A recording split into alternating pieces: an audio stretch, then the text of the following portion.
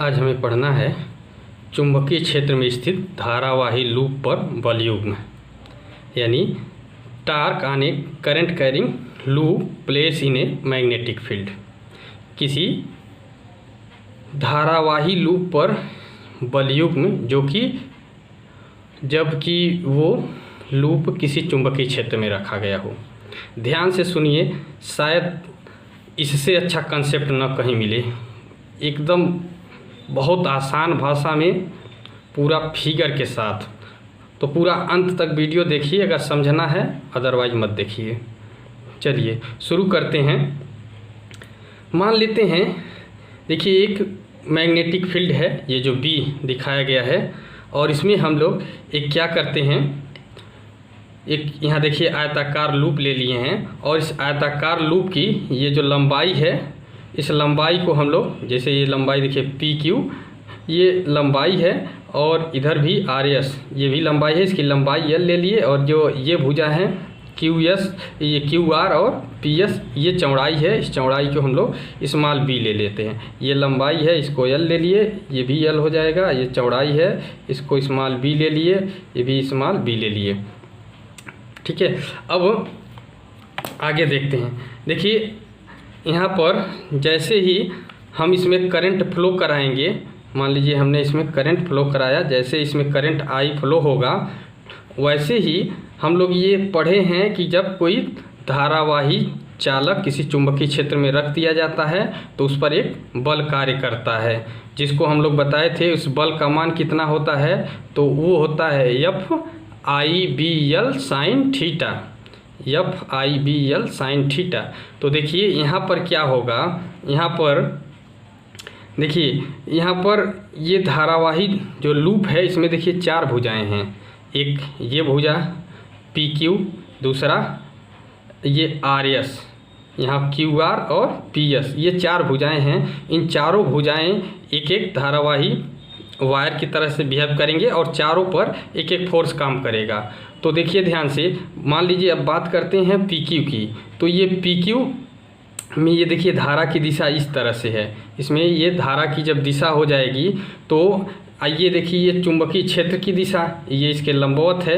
अभी हम ये मान लेते हैं कि ये जो चुंबकीय क्षेत्र इस दिशा में, जैसे कि ये कागज़ तल के ऐसे चपटे दिखाया गया है, और ये जो लूप है ये एकदम ऐसे चपटा लूप को हमने अभी अभी क्या किया है, इस पर ऐसे चपटे रख दिया है। लूप एकदम इसी तल के चिपका हुआ है। इस समय की अब बात कर रहे हैं, तो इस समय क्या होगा कि अब देखिए, चूँकि यह एक सीधा लंबवत चुंबकीय क्षेत्र के लंबवत ये तार की तरह से काम करेगा, तो हम जानते हैं कि जब कोई वायर चुंबकीय क्षेत्र के लंबवत हो जाएगा तो आई बी एल, अगर लंबाई एल है तो आई बी एल साइन 90, तो साइन 90 का मान 1 हो जाएगा। तो इस पर जो कार्य करने वाला जो बल होगा, ठीक है, वो बल जो होगा उस बल का मान कितना हो जाएगा, तो उस बल का मान जो होगा वो हो जाएगा, मान लेते हैं यहाँ पर एक बल लग रहा है, इसका नाम F1 दे दिए, और इसका मान कितना आ जाएगा, तो ये आ जाएगा I B small l sine theta, यानी साइन 90 का मान 1 हो जाएगा, तो इसका मान आई बी एल हो जाएगा। अब इसकी दिशा की बात करें तो इसकी दिशा हम फ्लोमिंग के बाएं हाथ के नियम से लगा करके देख सकते हैं। तो इसकी जो दिशा आएगी, इसकी दिशा कागज तल के लंबवत नीचे की ओर आएगी, जिसका सिंबल क्या होता है, इसका सिंबल बताए थे, ऐसे क्रॉस कर दिया जाता है। तो ये हो गया, ये कागज तल के लंबवत नीचे की ओर है। अब बात करते हैं इस भुजा की, आर एस वाली भुजा की। तो जब आर एस वाली भुजा की बात करेंगे तो देखिए ये आर एस वाली भुजा भी, ये भी चुंबकीय क्षेत्र के लंबवत ही है, तो इस पर भी एक बल कार्य करेगा। लेकिन धारा की दिशा ध्यान रहे कि देखिए धारा यहाँ से जा रही, तो ये धारा इधर मुड़ेगी, ये धारा की दिशा हुई, फिर ये धारा यहाँ पर आएगी। तो यहाँ देखिए धारा जो है अब इसके ठीक उल्टा हो गई। अब ये धारा उल्टा हो गई, तो देखिए ठीक जो बल होगा, ठीक ये भी इसके उल्टा होगा। लेकिन जब ये चुंबकीय क्षेत्र के लंबवत है तो इसका परिमाण भी यहाँ पर इसके लंबवत ही होगा। तो इधर जो इसका बल है, ये बल की दिशा कुछ ये होगा, मान लेते हैं यहाँ पर ये F2 बल लगता है, इसका मान कितना हो जाएगा, आई बी और स्मॉल एल साइन थीटा का मान 1 हो जाएगा। तो ये आई बी एल हो गया। तो इस तरह से यहाँ पर इसमें दो बल जो कि एक दूसरे के विपरीत हैं, दोनों का मैग्नीट्यूड यहाँ IBL इसका भी, IBL इसका भी, लेकिन ये दोनों एक दूसरे के अपोजिट हैं, मैग्नीट्यूड समान है। अब इसकी दिशा की बात करें तो देखिए ये कागज तल के लंबवत अंदर की ओर है, तो ये क्या होगा, कागज तल के लंबवत बाहर की ओर, जिसको हम लोग डॉट से प्रदर्शित करते हैं। ठीक है, अब अगली बात करें, ये जो QR भुजा है, ये QR भुजा पर भी एक बल कार्य करेगा, लेकिन देखिए ये भुजा इस तरह से जा रही है, ये QR, इसमें करंट इस दिशा में जा रही है, तो इस पर जो बल कार्य करेगा इसको हम लोग फ्लेमिंग के बाएं हाथ के नियम से जब इसका बल का नाम बल की वैल्यू निकालेंगे तो देखिए ये बल कुछ इस तरह से आएगा, इस दिशा में। मान लीजिए इसको हम बोल दिए F3, और सेम इसी तरह से ये जो होगा एक PS पर भी एक बल कार्य करेगा। ये मान लेते हैं इसमें धारा की दिशा इधर से आएगी, देखिए ये धारा की दिशा उल्टा है इस दिशा में, तो ये जो है यहाँ पर जो बल कार्य करेगा ये बल हो जाएगा F4। तो अब देखिए बात करते हैं इसको, एक बार एक फिगर हम बनाए हैं, यहाँ से समझ लीजिए। ये जो देखिए OO डैश है, इसमें ये जो OO डैश है ये इस कॉइल का एक्सिस है, ये जो लूप है, ये जो कुंडली है या लूप बोलेंगे, इस लूप का ये एक अक्ष है, ये जो OO डैश है। इसको थोड़ा सा यहाँ पर देख लीजिए, इस फिगर में देखिए, ये दरअसल क्या है कि ये चुंबकीय क्षेत्र, देखिए ये जो है चुंबकीय क्षेत्र यहाँ पर लगा है। देखिए ये चुंबकीय क्षेत्र, मान लीजिए यहाँ ये स्पेस में चुंबकीय क्षेत्र है जिसकी दिशा ये सीधे, ये पेन देख रहे हैं, पेन के दिशा में है। ठीक है, अब इसको हटा दे रहे हैं अभी समझने के लिए। तो देखिए ये जो है, ये जो लाइन दिख रही है लाल वाली लाइन, ये लाल वाली जो लाइन है, ये लाल वाली लाइन यहाँ पर क्या है, ये इसका अक्ष है कुंडली का OO डैश। जो OO डैश दिख रहा है, ये देखिए यहाँ पर जो OO डैश दिख रहा है, तो ये इसका अक्ष हो जाएगा, ये इसका अक्ष हो जाएगा OO डैश। और अब ये भुजा इसकी PQ हो गई, ये वाली भुजा, और ये RS हो गई, और ये QR हो गई, और ये वाली भुजा PS हो गई। इसमें देखिए यहाँ पर देखिए ये जो बल है ये थोड़ा सा उल्टा ऐसे पकड़ लिए हैं, ठीक, अब सही है। ठीक है, अब देखिए ये अब इस दिशा में है। अब देखिए ये एक बल यहाँ पर देखिए, ये जो बल है, कुंडली अभी कागज तल के एकदम चिपटा है, यानी इस दिशा में, जिस दिशा में देखिए, अगर ये कहें ये चुंबकीय क्षेत्र की दिशा है, ठीक है, ये चुंबकीय क्षेत्र की दिशा हो गई, तो ठीक इस पर चपटा ही अभी रखा गया है, एकदम इसी के समांतर, चुंबकीय क्षेत्र के समांतर ही है। तो ऐसे में अब देखिए ध्यान से कि ये जो एक बल दिख रहा होगा, ये जो तिल्ली, माचिस की तिल्ली है, इसको हम एक बल माने, तो देखिए एक बल सीधे सीधे कागज तल के लंबवत नीचे की ओर हो गया, और एक बल देखिए कागज तल के लंबवत ये ऊपर की ओर हो गया, यहाँ वाला देखिए ध्यान से। ठीक है, ये देखिए ध्यान से, ये कागज के तल के लंबवत ऊपर की ओर, और ठीक इसके यहाँ पर एक विपरीत है जो कागज तल के लंबवत नीचे की ओर। ये धारा की दिशा दिखा रहा है, ये जो तीर है ये धारा की दिशा है, यहाँ पर भी धारा की दिशा, ये धारा की दिशाएं दिखाई। अब यहाँ पर देखिए एक बल आपको ये दिख रहा होगा, और एक जो इसको हम F3 माने हैं, ये वाला देखिए F4 है। अब इस कुंडली में देखिए, ये कुंडली इसी के दिशा में, ये जो इसका अक्ष है, इस वाले अक्ष के दिशा में ऐसे ये घूमेगी, ऐसे ये घूमेगी इस तरह से।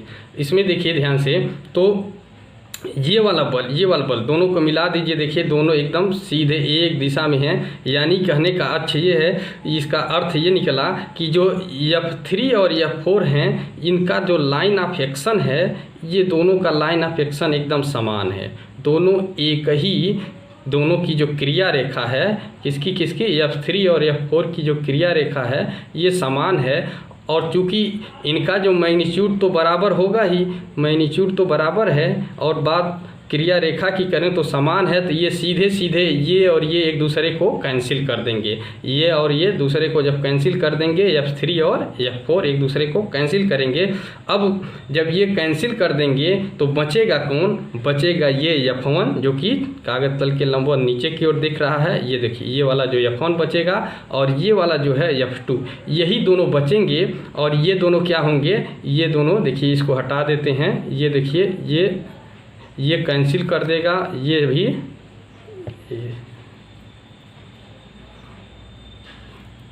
ये देखिए अब ये क्या होंगे? वो एक दूसरे को कैंसिल करके हट गए। तो अब जो ये बचेंगे, तो अब केवल ये दोनों बल बचेंगे और यही जो दोनों बल इसको ऐसे रोटेट कराएंगे। ठीक है, यही दोनों ऐसे रोटेट कराएंगे। तो इस पर केवल दो ही बल कार्य करेगा। ठीक है, इस पर दो ही बल कार्य करेगा, एक F1 और F2। F1 और F2 ही इसको रोटेट कराएंगे, यही दोनों कपुल बनाएंगे। F1 और F2 ही यहाँ पर कपुल बनाएंगे और बाकी जो है F3 और F4 एक दूसरे को कैंसिल कर देंगे।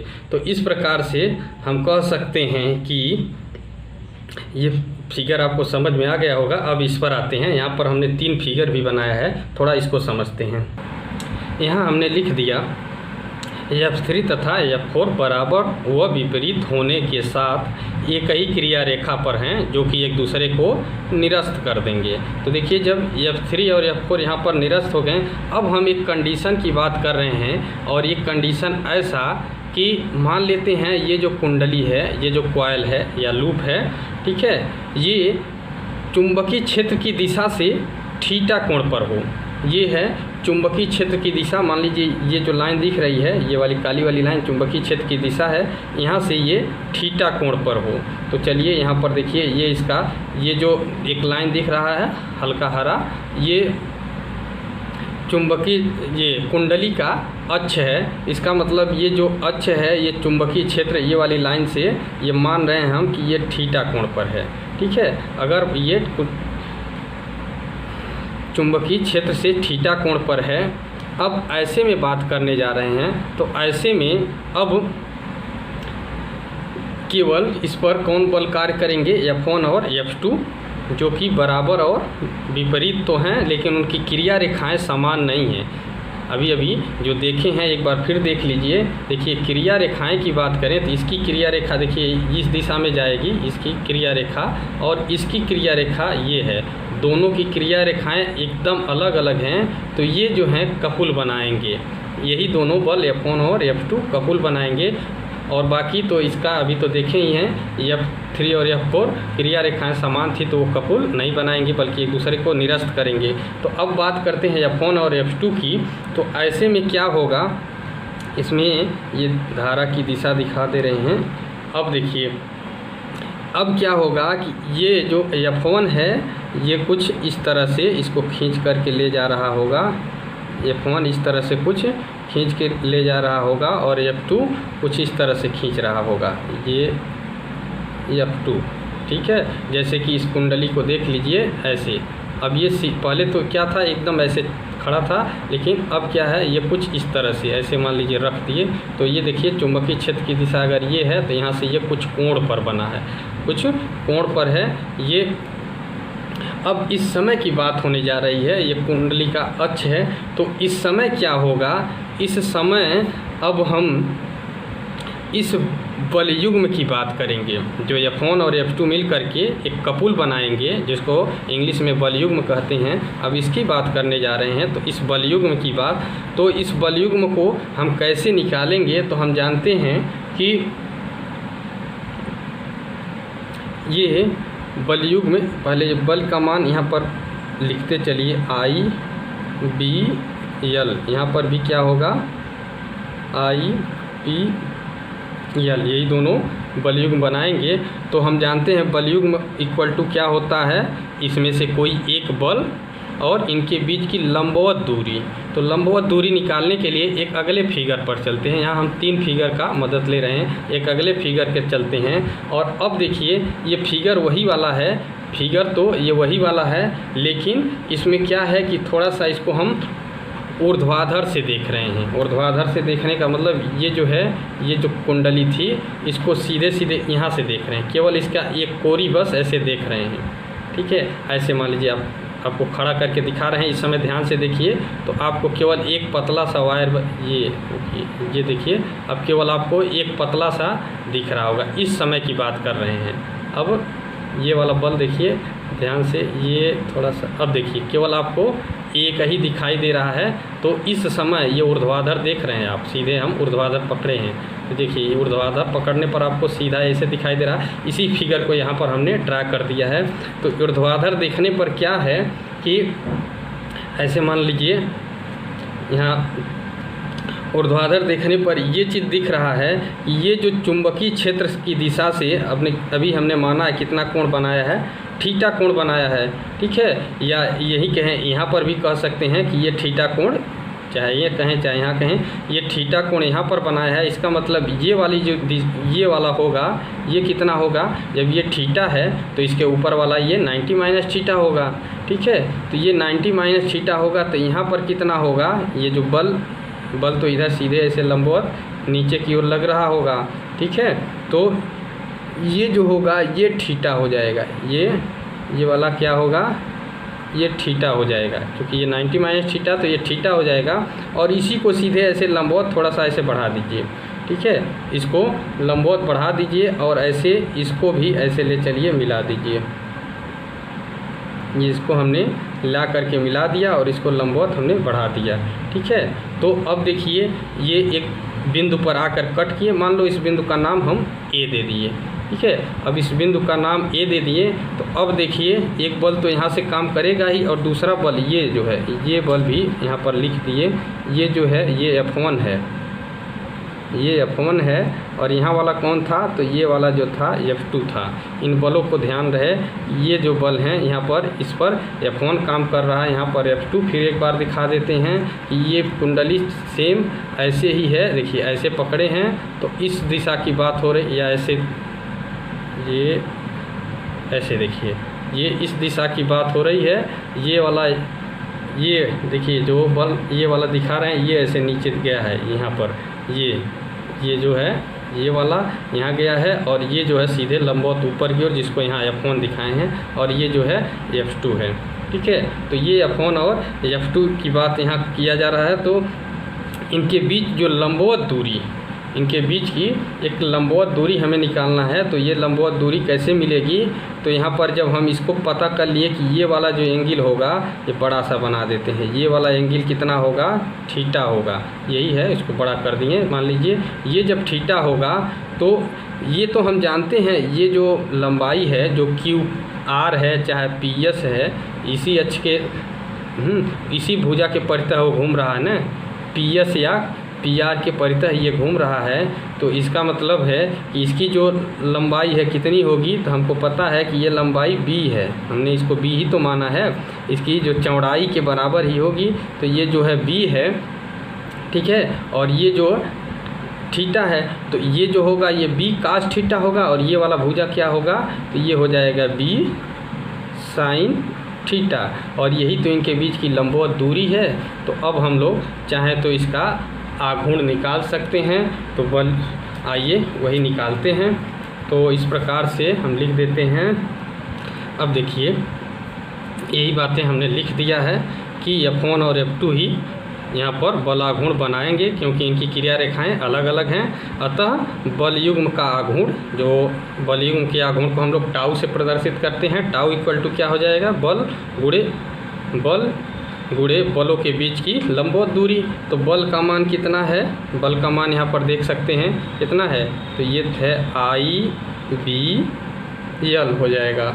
और इनके बीच लंबवत दूरी तो अभी हम लोग देखा है ये कितना है, B sin थीटा, तो ये हो जाएगा B sin थीटा। तो इस प्रकार से ये जो आ गया इसका मान, टाउ की जो वैल्यू आ गई, तो ये कितना आ गया, तो इस तरह से आ गया IBL, और यहाँ पर हम कह सकते हैं स्मॉल b, और ये हो जाएगा साइन थीटा। अच्छा एक चीज़ और देख लीजिए कि ये लंबाई है, ये चौड़ाई है। लंबाई गुणे चौड़ाई को हम लोग क्या कहते हैं? क्षेत्रफल कहते हैं। तो क्षेत्रफल को हम चाहें तो कैपिटल ए लिख सकते हैं। तो आइए इसको लिख दें। तो यहाँ इस प्रकार से ऐसे लिख सकते हैं, इक्वल टू क्या हो जाएगा? I B A sine theta. यहाँ लिख देंगे ए बराबर क्या है? ये तो ए बराबर एल बी है, बराबर क्या हो जाएगा? लूप का क्षेत्रफल। ये लूप का क्षेत्रफल हो जाएगा। ये टाउ की वैल्यू हो गई। अब यहाँ पर एक चीज़ और देख सकते हैं कि हमने अभी केवल एक फेरा लिया है। अब अगर उसमें n फेरे हों तो उसके लिए n से, तो इस प्रकार से कहेंगे यदि लूप में कैपिटल N फेरों की संख्या हो तो क्या हो जाएगा? तो टाउ बराबर क्या हो जाएगा? तो ये टाउ बराबर हो जाएगा, ये n से इसमें गुणा हो जाएगा, कैपिटल N आई बी ए साइन थीटा। और एक चीज़ हम लोग ये भी जानते हैं कि एन आई ए, इसको हम लोग बोलते हैं चुंबकीय आघूर्ण। तो इसको हम लोग एम से प्रदर्शित करते हैं। तो इसको हम लोग ऐसे भी लिख सकते हैं, ऐसे भी इसको लिख दें क्या कि ये लिख सकते हैं इसको कि एम बी साइन थीटा। तो टाउ की वैल्यू ये भी होती है, ये बात ध्यान रहे। और यहाँ पर ये चीज़ बता सकते हैं कि क्या जहाँ यम बराबर क्या होता है? तो यम बराबर होता है ये एन आई ए बराबर क्या हो जाएगा? लूप का चुंबकीय आघूर्ण। इसी को हम लोग लूप का चुंबकीय आघूर्ण भी कहते हैं, चुंबकीय आघूर्ण। तो वीडियो कैसा लगा? इसको ज़्यादा से ज़्यादा शेयर करें और ज़रूर बताएं कि क्या समझ में आया कि नहीं समझ में आया तो कमेंट करें और लाइक ज़रूर करें। धन्यवाद।